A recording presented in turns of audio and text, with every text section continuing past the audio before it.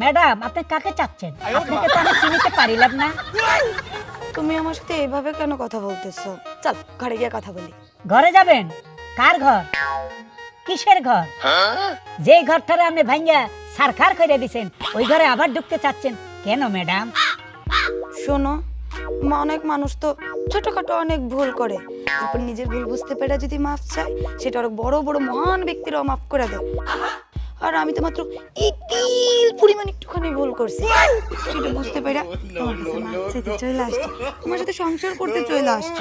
বাহ বাহ বাহ, আপনি সুন্দর অ্যাক্টিং করতে পারেন, নাটক করলে খুব ভালো করবেন। এক কাজ করেন, ওই সিনেমার কবরী আছে না, সে মারা গেছে, আপনি এফডিসিতে যান, সিনেমার অভিনয় করেন, বড় ধরনের নায়িকা হয়ে যাবেন রাতারাতি।